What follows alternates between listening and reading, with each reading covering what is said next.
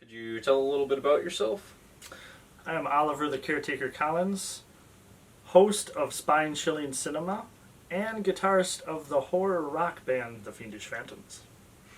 So, how did you come up with the character of Oliver the Caretaker Collins?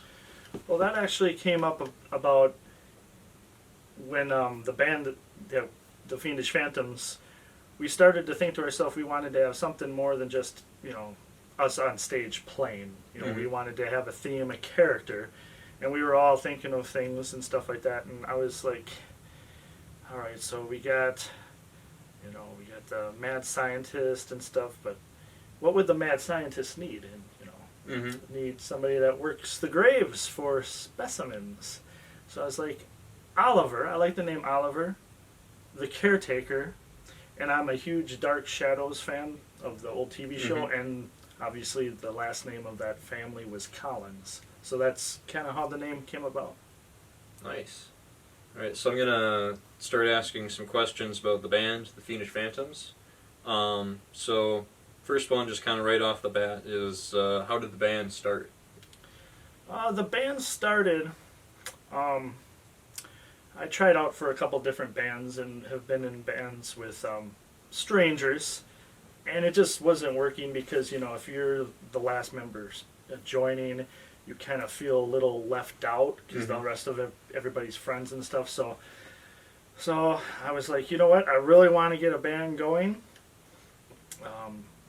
There was a time when I took a break from guitar and I started playing, and then I started uploading to MySpace. Not many people already know what that is, but that's fine. But and one of my buddies that I worked with saw me singing and attempting to play it, or playing and attempting to sing, and I'm not that great of a singer. And he's like, I can sing that with you. So he came over one time, and we started making funny videos, funny songs, songs called like Sasquatch, and just songs about work that we never let work here. Just fun stuff like that. And then we were like, what if we get a buddy of ours? I was like, do you know anybody that knows how to play drums? He's like, I don't know how to play, but my brother has a set. I could bring it over and just make noise. So did that. He eventually started to learn, and then another buddy from work, a bassist, started, and it was basically a basement band. And it was mainly was started as like just something to do, like fun, and then eventually it progressed. Nice. So how would you describe your music? Now or back then? Just in general. In general? Yeah. It's gone through a few different changes. We started strictly punk. I think a lot of that had to do with, except for myself, everybody else was new at their instrument. Even the bassist, that he just picked up the bass and was like wanted to learn. So I say we started the kind of punk, like Ramones covers we were playing and stuff like that. And then when we decided to actually have a theme and go with the Oliver the Caretaker Collins and all the other casts of fiendish characters, we started to get a little bit of rockabilly, a lot of reverb in our music, and then started to also add in some heavy metal, because I really, really like heavy metal. But then the undertone of all of our songs, except a few, especially in the start a few, was like spooky or gothic related kind of, but not too silly, but not too serious. Yeah. So, but as of now, we've come a real long way. I would say we're horror rock. I wouldn't say horror punk because there's elements there, but horror punk is just...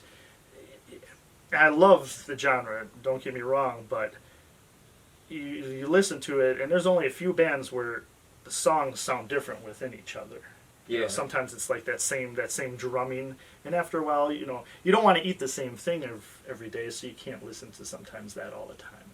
But like horror rock, goth rock, our singer, Dominus Morte, says we're kind of on the verge of like a death rock, so all kinds of stuff like that. So yeah, a little bit of everything.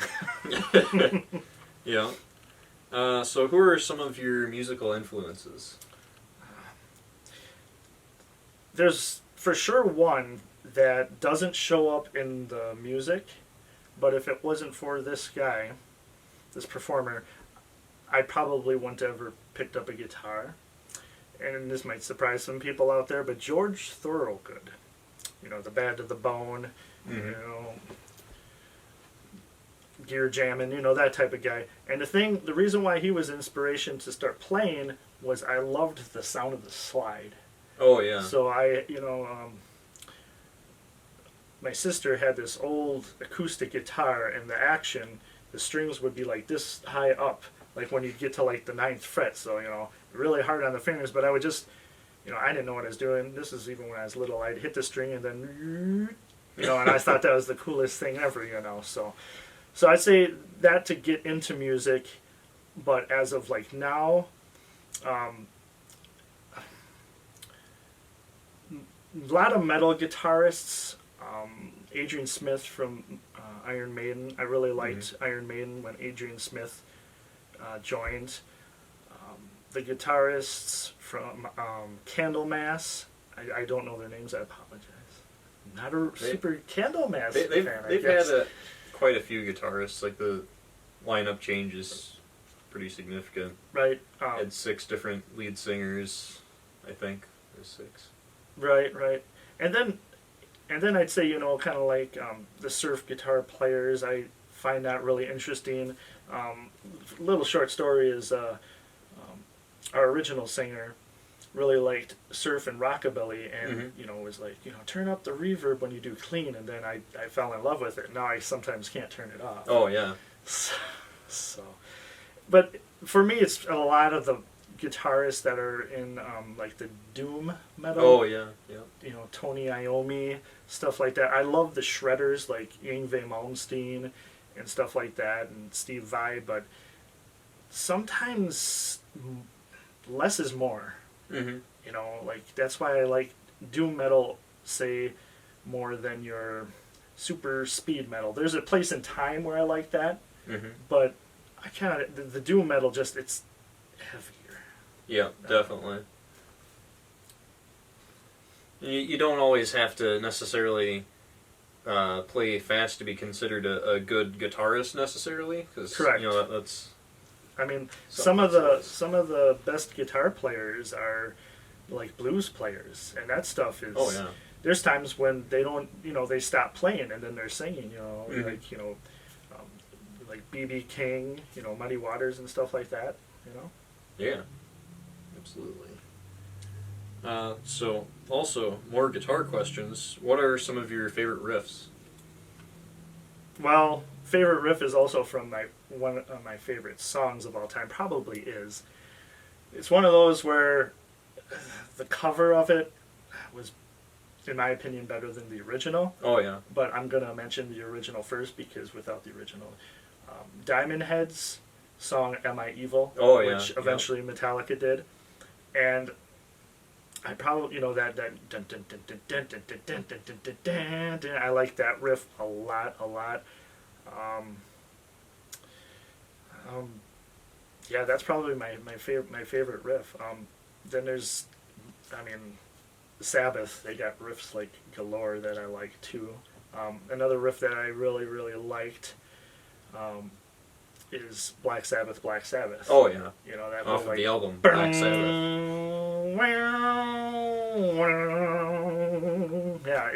It's prime example. It's just so scary and so heavy, and just there's so much emotion there in just those little, you know, simplistic type of progression.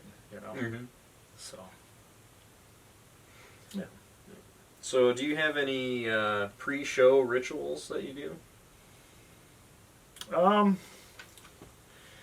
Well, for the longest time, especially, you know, if I'm in the car by myself, because if I'm in the car with somebody else, I kind of tend to not want to, you know, play the same song every time they're.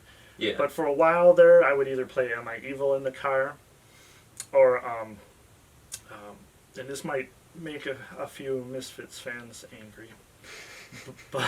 Because it's not a song with Glenn, it's a song with Michael Graves. But another song that I get to get pumped up for a show is Speak of the Devil. Oh yeah. It sounds short, but it's just so powerful. So that and other rituals, go to the bathroom a lot. Oh yeah, yeah. Go to the bathroom a lot, especially when it's like getting close to. You'll always see, you know, and everybody can make fun the next time we have a show. You'll see right before we're about to go on stage or something, I'll be missing, and that's usually because I get nervous and I gotta go to the bathroom. So.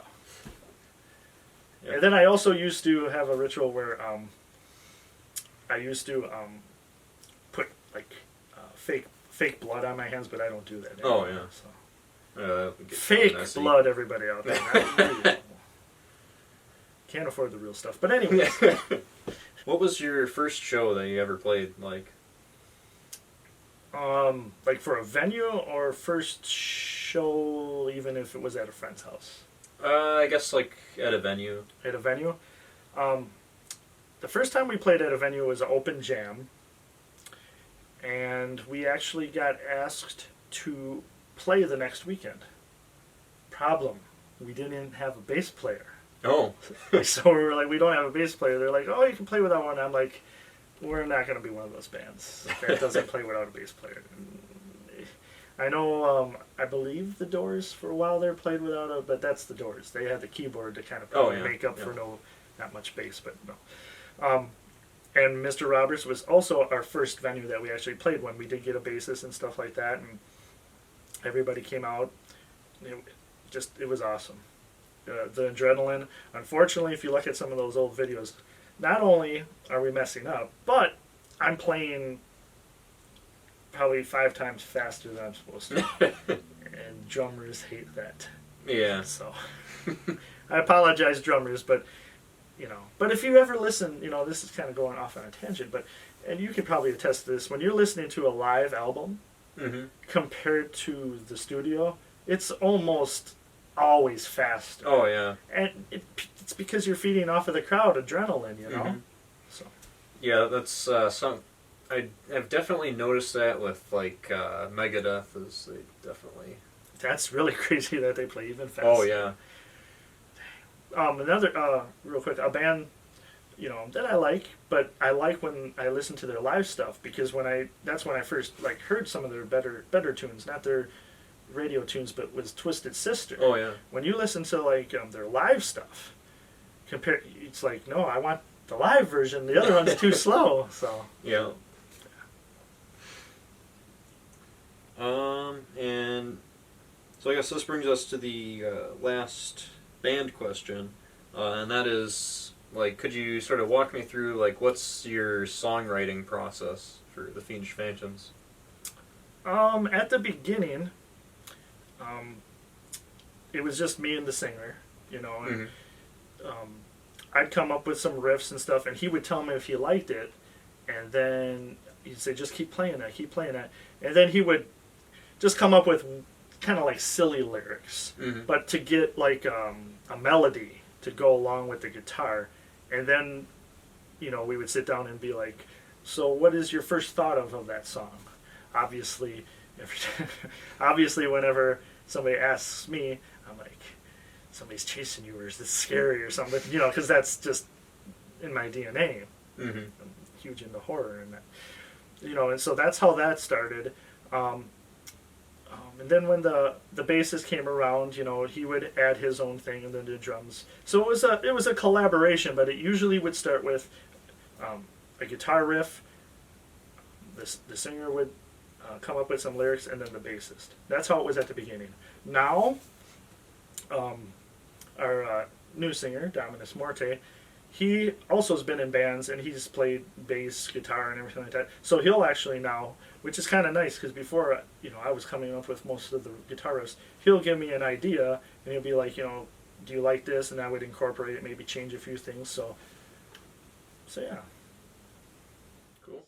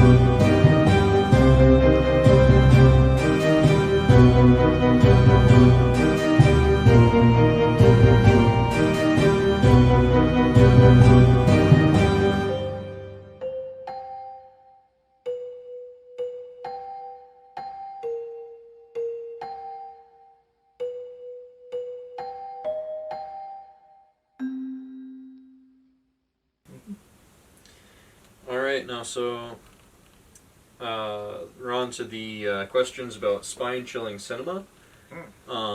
So again, with a similar question to how I started the band questions, is how did you start spine-chilling cinema?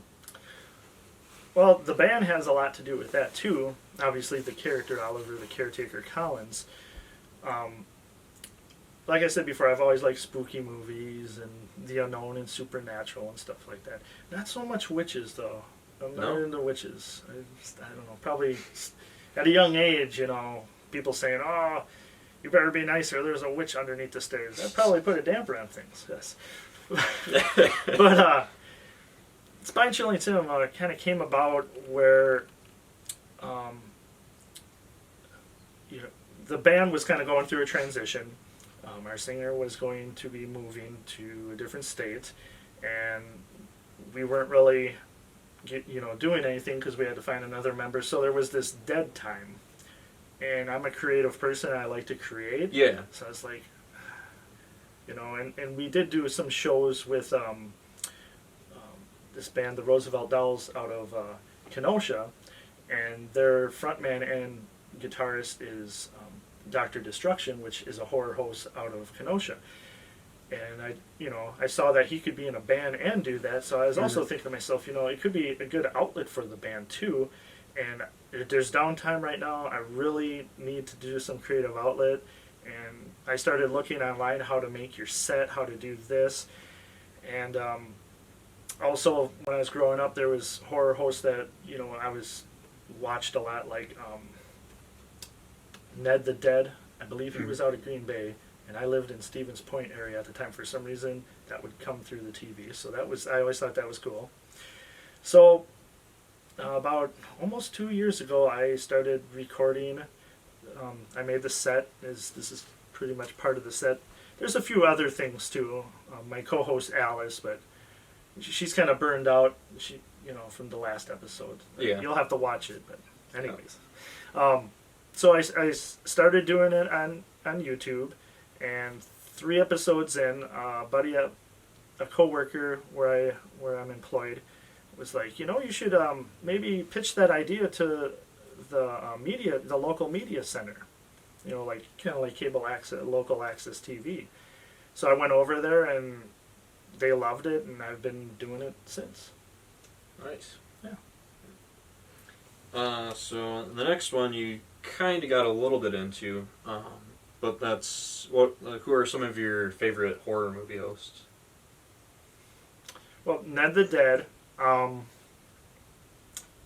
Elvira. You gotta put her in there. Oh, Plus, yeah. I met her in person. Natural redhead, just to let people know. Really? So, yeah. Yeah, I didn't know that. Yes. Let's see. Like I said, Ned the Dead. Dr. Destruction recently, in the last couple of years. I also, out of Madison now, he does his show out of Baraboo. Rich Peterson, which is known as Freak Show, the nefarious Great Green One, I like to call him. But he also was, when we had our CD release party, he was the MC, so I thought that was really cool too. So, and those are probably my favorite ones. Like I said, the horror host thing, I watched when I was younger, but I never thought of being a horror host until kind of the middle of the band. Oh yeah. So Yeah. yeah. And also, kind of a similar question: some favorite horror movies? Oh jeez, how long do we got? All right, my favorite. Let's just say favorite horror movies with a plural, because I always switch my favorite around. But I'll tell you my two that are in the top for sure is Christine. Yep. I mean, you got John Carpenter. You got a movie about an old car. I love old cars from the 50s, and that was a '58 Plymouth Fury. They crashed so many in that film. And then it's got old music. I like old music, and the car takes care of people that you don't like. Yeah. I mean, to me, a dream movie. And then Phantasm. With Angus Scrim. I never got to meet him. I wish I did. from what I see in videos and stuff like that, he's really nice guy, fun Yeah. guy to be around.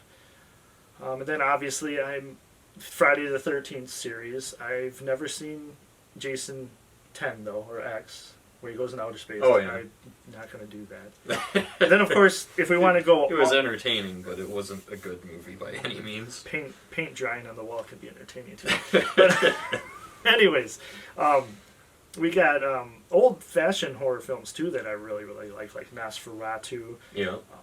Pretty much almost all of the adaptations of the Edgar Allan Poe movies that star Vincent Price. Yeah. Like The Fall of the House of the Usher, Mask of the Red Death. I love that film. If you get a chance to see that, you owe it to yourself. The Pit and the Pendulum, a little long, but and even The Raven, even though it's more of kind of a comedy, it's got Boris Karloff in there, and Boris Karloff and Vincent Price have a magician's duel. So Nice. yeah. All right. So if you were to collaborate with any horror hosts, living or dead, like who would it be? Well, for sure, Ned the Dead. I'd like to, I don't know if there's much room in that, because his show would come from, like, he was inside of a ticket booth. Oh, yeah. Like an old-fashioned movie ticket booth. So I don't know if we could both fit in there. It would be entertaining to see. I maybe have to go on a diet. So, like a big diet. But yeah, so Ned the Dead. I have been on Dr. Destruction's TV show. And I do plan on it. I've reached out to him, and he said he would be down for it. And I'm not putting you on the spot, Freak Show, but I want to have Freak Show on. Oh yeah. On Spine Chilling Cinema. So, yeah. And of course, pretty much all the ones that I mentioned, I'd like to collaborate with. I like collaborating with people. So I've been trying a little off tangent, but I like to try to have artists on my TV show too. Yeah. To get their artwork out. Like we had this one lady that takes My Little Ponies and she changes them with adding aesthetics and stuff like that, makes them into sci-fi, horror film, or popular art. And I had her on the show, so I like to help artists out. So, yeah. Yeah. Definitely pretty cool. So what's the process of making an episode of Spine Chilling Cinema? Well, first you have to figure out what movie, and obviously you don't want to deal with copyrights, so you have to do your due diligence and find out that it's a public domain movie. Or if you can get the okay from an independent filmmaker, like Graham here, then you don't have to really worry about that either, because you gave the person the okay to use your film in their show. So I've been reaching out to a lot of independent filmmakers as well. So you find out what movie you're going to show. Then what I usually do is I do a little bit of research about the film and write down some notes, like, go online and find some trivia that maybe some people don't know. Mm-hmm. Like, and Alice is going to hate me if I get this wrong, but I think Bela Lugosi, if I remember, was a huge stamp collector. Oh, yeah. So, some people might find that kind of interesting. So then it comes time. Then I usually, even if I've seen the movie, I want to get it fresh in my head. It'd usually be on a day I have off. I watch the film, have a piece of paper, write down, the title, when it, and anything happens. And then I usually try to find a nice place for my first break. Mm-hmm. And then I'll write down on the piece of paper, first break this. And then I always write what happened right before that break. So when I go back to film editing, I can find that pretty fast. And I even put the time stamp and stuff like that. So that's pretty much how I do that. And then the video editing, that is actually the most fun I have. Really? Actually, recording the show and stuff like that is fun. But I love the editing of the show. I love it. And here's a little bit of a kind of like a tip for anybody who does like TV shows or anything like that, and stuff. I like to, after I do a segment, because I have like 5 different breaks within the show, the beginning and then 3 breaks and then the end. I usually like to stop the camera and then right away double check to make sure that the sound is right, it recorded right, and stuff like that. Because I've had it where I tried recording the whole thing in one time, and it blew up in my face. So Yeah. Now, the thing that I don't like, because there's going to be things that you don't like, that some of the things that you even enjoy, there's always the least enjoyment part is, and it could be because my computer is kind of a potato, is once you have it all done on your video editing program or whatever, then you push export, it takes hours sometimes. Oh, yeah. You know, and stuff. So then you can't do anything on your computer for so many hours. You know, so that's so I usually try to do that when I'm not going to be home or right before bed. Yep. So, yeah. So our next question is about all this stuff here. Is about just kind of how you made the set. Yeah. Okay. Well, a couple of things here. This wall you see is actually 2 pieces of foam that you can buy from, you know, like your local hardware store or any of the hardware chains. And then I had them cut it to size so it could fit in my vehicle. And then I had it inside of the garage. What I did, the first thing I did is I measured off the lines and stuff like that, and wanted to make it, you know, like a brick cement wall. So I did that. Then I had a little airbrush, and I spray painted all of it. Not spray paint. I didn't mean spray paint will eat away from foam. You have to use like regular latex paint that liquefy it, and you can with a little airbrush. So I did the, you know, and I had a well, actually I have an airbrush, but it was air compressor with you know a gun, spray gun. So I did that all gray. Then I went, and after that, actually I'm doing this all wrong. I made all the cuts first. And all the little things like this, and then to make it kind of like have in grooves and stuff in some of the blocks, I took a heat gun to that. Then I painted it all kind of like a gray. Then I went with the smaller airbrush and went with a darker mixture of gray and stuff like that. So yeah, I was really proud of it too at first, because like when you're really really close to it, it doesn't look as cool as it does when you're far away. Oh yeah, it's an optical illusion.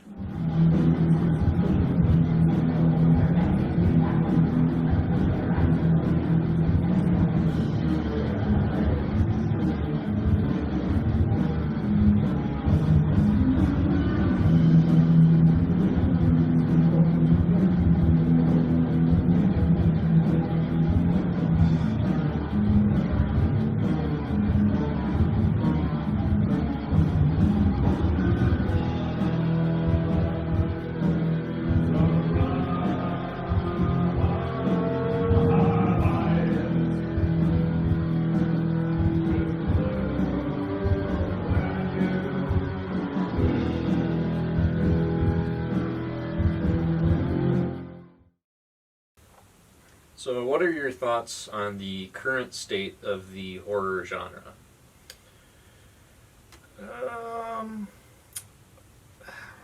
There really isn't that much. As far as like popular culture, I would say horror is really an indie underground thing lately.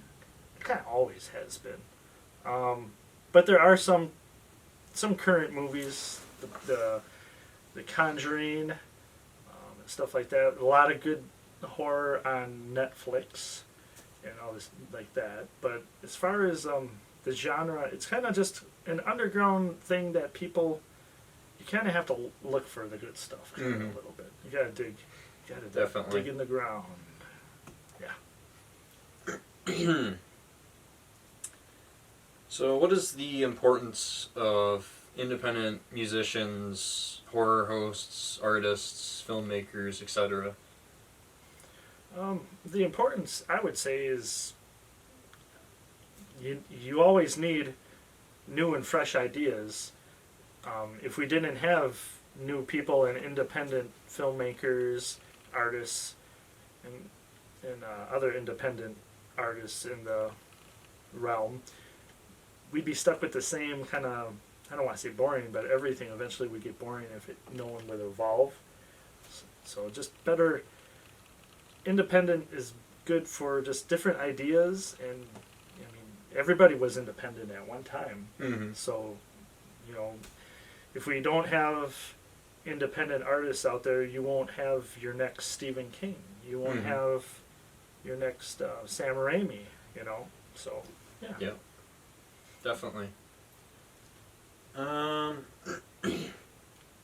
Do you feel that the horror community supports independent art more so than other fandoms? I would say so, and it kind of goes back to what I said before, because it's a little bit more underground. You have to kind of look for it. You can't just, like, back in the day when stores had catalogs, Mm-hmm. oh, there's toys, there's this. There was not much for, like, horror. Yeah. There was, like, a couple magazines back in the day. Fangoria was one of them. I think another one was called Starlog, but that was a little bit more sci-fi. But Famous monsters, Filmland. Mm-hmm. But you actually had to, it wasn't in the popular culture. So Yeah. I think horror fans are very passionate about their genre because they know that it kind of takes a little bit of work and research to find what you're looking for. It's not just there. You know what I mean? Like you can go to like a retail store and you can buy action figures of superheroes or even like sci-fi like Star Wars and stuff like that, but do you see like any vampire or Dracula action figures? You have to actually especially before there was the whole online thing, you would have to either go to conventions or hopefully find a store in like maybe even a 50-mile radius, maybe even more. I know there used to be, and there still is, a store in Milwaukee called Graveyard Records, and that's where I used to go to get a lot of my stuff before the whole online boom. What is the most difficult of making any sort of independent art? Staying motivated and not getting down from other people saying your stuff sucks. Yeah. And especially with online, they call them internet trolls. Oh yeah. But there's people out there that they just like to try to get a rise out of you or whatever and get you, to reply to their comment or anything. I can say firsthand when I started spine-chilling cinema. One of my videos on YouTube, I learned to first review comments before letting them. Oh yeah. So I saw it, and the person didn't have anything nice to say, and it got me down a little bit. But then I just was like, you know what? I'm just going to keep on doing this. Yeah. I have other people, that I see, like real people, not just online, that are saying they like my stuff. They really like what I'm doing, and I kept going and got better. So, yeah. All right. Do you have any advice for anyone who is looking into producing any sort of independent music or a TV show or anything of the sort? A little bit like the last thing, just stick with it. There's going to be haters. It matters if you're doing something on your own, like artwork or anything like that. Self-motivation, super important. Just look at how other people get their artwork out online, Instagram, stuff like that. Look at different events that maybe local clubs are holding to sell art or stuff like that. You know, once you make a product, don't be afraid to try to make an Etsy page and try Yeah. selling it on Etsy. You would be surprised at some of the stuff that people like. You know, I see some stuff that I'm like, that's really, really cool. They should be charging more for that. And then I also see the opposite. But it's in the eye of the beholder. But don't be afraid to do that. If you're doing art like music, where you have to be in a band, I guess my advice for that is try to get along with your bandmates. Yeah, that always helps. And try to get people that are maybe not as passionate as you, but at least they want to be there and they're Yeah. passionate too. So I would say the passion, finding people that you know you get along with and stuff like that, but they're also passionate. You know, and to get back to that, not everybody has to be super passionate about it. You just you don't want somebody that doesn't seem like they want to be there. Yeah, So definitely. yeah. And also, if you're doing anything with video, review your footage. Yeah, that's a little tip I would say is, you know, record in segments. Don't try to record too long because Don't do what we did earlier. The machine might stop. Yeah. So. Okay, so we got some more personal questions. Don't know the meaning of life, so X that one.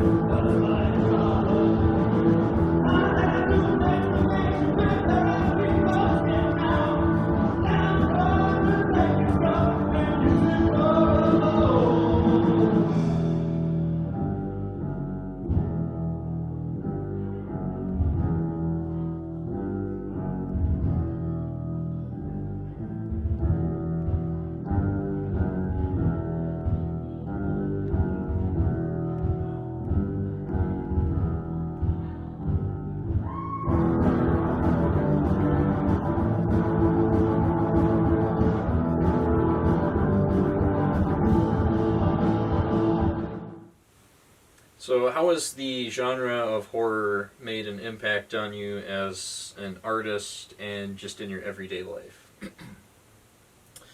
Well, at first it made an impact because it scared me.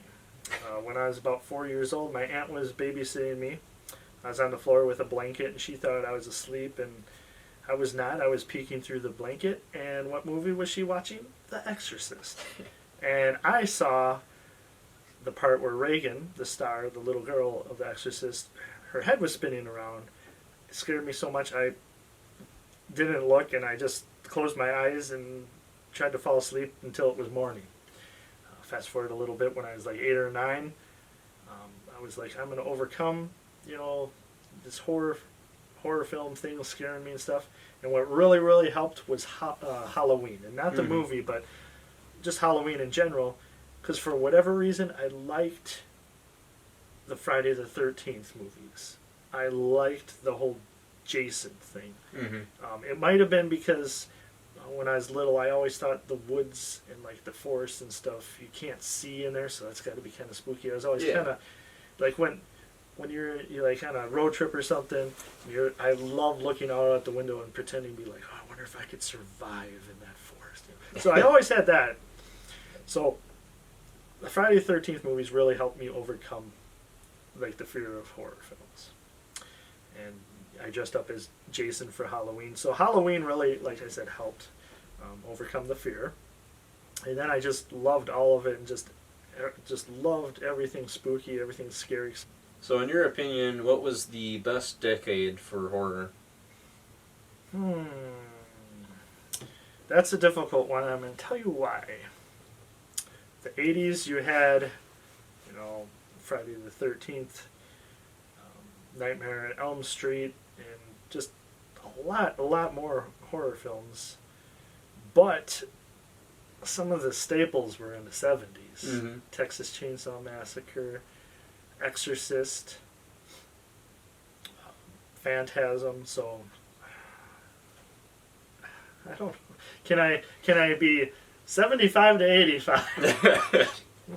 Yeah, definitely. If that's a decade. I mean, it is a decade. Yeah. So yeah, I never really thought of it too much either about the 70s, you know.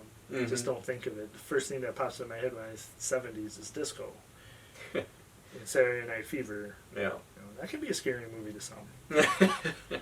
So, but yeah. 75, 85, I'd almost have to say 70s and 80s. It's kind of tough. Yeah. It's definitely a tough one. For me, it's like a three-way tie between the 50s, the 70s, and the 80s. Yeah. But yeah. So, do you have any other hobbies that don't necessarily relate to spine-chilling cinema or the band? Yes, I like many. I like to play video games. Sometimes even stream video games. It's kind of fun to have the interaction. I like to have interaction. Then I'm also a sports fan. That usually kind of freaks people out, because it's like usually it's like a horror fan and a metal fan. Oh, and then you like sports. You know, here's the quote that I live by is by my favorite actor, Vincent Price. And this is why I like so many different things, and I don't feel like, oh, you can't like this if you like that type of thing. Vincent Price says, and I quote, "A man who limits his interests limits his life." Oh, yeah. And I believe in that. I mean, if you like, for instance, if you like country music, does that mean that you have to wear a cowboy hat? No. You know, can you still like heavy metal and like country music? Yes. I just, to me, that's so high school. The click thing. Yeah, it's definitely. Like, I don't know. It's just, like what you like. Don't worry about what other people think. That's Definitely. what I say. So what's next for you and just in general, I guess, with the band and the show? The band, we're going through a little transition. We need to find another drummer, which we have some auditions happening, so that's good. Yeah. I think we might get a little heavier, which you're probably pretty excited about. I am too. Oh, yeah. I am too. Yeah. I am too. So we already have some shows already being not thrown at us, but asked of us to play, which is really cool when you're a band and you get asked to play somewhere. That's a really good feeling. You know, you're not begging to play somewhere; they're asking you. So we have we want to do another show, obviously, when we get the new member, sooner than later. But we already have Friday, October 30th already booked down the road in Madison at the Crucible for like a Halloween type theme. So that's cool. And I'm just looking forward to, with some new blood, where we're going to go. And we already have like almost a dozen songs written for a new album. So we're really excited about that. New merch. Really liking where the band's going. The TV show, I'm going to try to have more guests on the show. I want to have more independent artists, be that filmmakers like yourself, you know. You know, maybe even have Agnes on. Oh, you yeah. know. I don't know if that's in her contract or whatever, but we'll figure something out. Only so many appearances a year for Agnes. And just, you know, have more people on the show. Even like horror hosts, like out of Madison and the Baraboo area, Freak Show.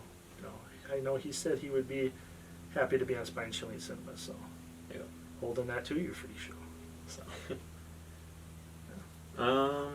So what do you want your legacy to be? Never really thought of it, but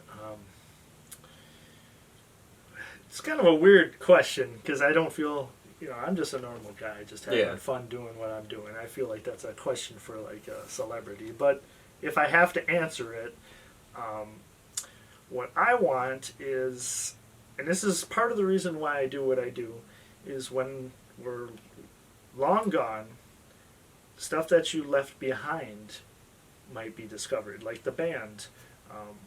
What would be really great to be remembered as is some teenager or kid looks on YouTube, you know, 20 years after I'm gone, 50 years, and they're watching probably a Misfits video, and after the video, the Fiendish Phantoms come up as something to a recommendation of a cover they're doing of the Misfits, so they click on it, they like it, they do even more research on the Fiendish Phantoms and go down the rabbit hole and see some of our originals, and then brag to all their friends that look at the band that I found. I'm the first one to find them, you know, type of thing. No one else knows about them or something. Or to take it to an even more next level is somebody that wants to be in a band or wants to get inspired to be in a band, sees our stuff on YouTube and starts a band and does covers of some of our original songs long when I'm gone. I think that the possibility of that happening is really awesome. You know, I think what you do is just as important as like who you are right now. Like, you know, you're doing this stuff, you might not think it's going to make an impact on somebody's life, but you just never know. And that's really cool too. So, yeah. Yep. And that I hope I'm remembered that I was an okay horror host. I know Alice says differently, but... Alright, so we got one more question here, and it's the one everyone's been waiting for, and... don't know the meaning of life. I told you not to ask me that one. It's a different one, but it's possibly as big, if not bigger, of a question than the meaning of life. I only vote for undead candidates. So, all right. Does pineapple belong on pizza? I've had it before, but it's not the first thing I think of when I think of pizza that I should have pineapple on it. So I say no. I'm not. Yeah. I'm not. No, I don't. No. It's not bad, but it just doesn't belong on there. No. Nope. No. Nope. That was a very interesting question, though. I know people have been asking me that. I've been holding off on telling people. So. All right, so there you have it. Anything else you want to add?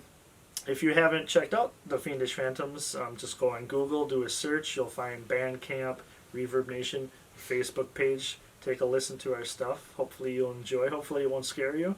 Or if it scares you, then I guess we win on that too. Yeah. And then the TV show Spine Chilling Cinema is a local TV show out of Sun Prairie, but it can also be viewed, I believe, on TV in Madison, and that would be Charter 983, TDS 13, or TDS and HD 1013. Yes, indeed. And if you're more of a Roku person, You can watch it on Friday nights as well at 11 p.m. on the K-Sun channel or /app. All right. Well, it's been a pleasure. It has. Ooh, he's got cold hands. I only get interviewed by the undead. Yeah.